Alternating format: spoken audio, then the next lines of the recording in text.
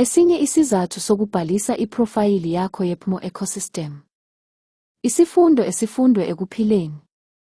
Lokho iso elingakuboni ingqondo ngeke ikukhumbule.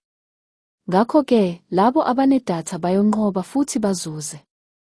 Kubaluleke kakhulu ukuthi uye kuthebhu yakho yokulayisha.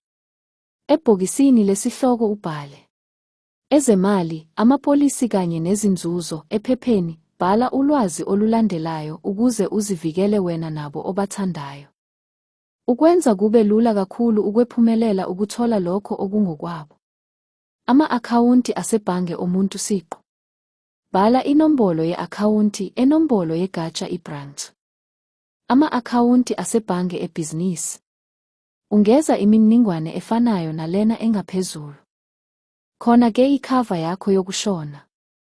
I-life cover lapha ungeza umshwalense, inombolo, negama lebhizinisi kubaluleke kakhulu, nencazelo yenzuzo. Layisha isithombe sencazelo yenzuzo, ama-benefit njengoba ithengiswe kuwe. Ubugebengu okuningi kwenzeka lana. Umasingcwabisane ongase ube nawo. Lapha ungeza umhlinzeki wesevisi, inombolo yenqubomgomo, imininingwane yokuxhumana. Layisha idokhumenti yangempela yenzuzo njengoba ithengisiwe kuwe. Okokugcina, ukutshalwa kwezimali zakho. Kusuka kuma-unit trusts, amadiphozithi ahleliwe, iminikelo yanyanga zonke nje. Into esemqoka yokwengeza imininingwane eminingi yimali yakho yempesheni. Inkokhelo yenzuzo elindelekile eminyakeni yokuthenga, ukusebenza kwephothifoliyo kuze kube manje, unyaka, kanye nenani elilindelekile kanye nenkokhelo yanyanga zonke eminyakeni. Wenze lokhu kuvuselela minyaka yonke usebenzisa inguqulo kuthebhu yokulayisha. Uhlelo lezemali uma kunesidingo.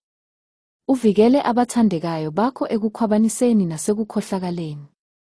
Njengoba ubhala phansi zibuze. Ngolwazi engibanikezile lona, ingabe bazokwazi ukufaka isicelo ngempumelelo futhi bathole izinzuzo ezigcwele njengoba zikhokhelwe. Khumbula. Lokho iso elingakuboni ingqondo ngeke ikukhumbule.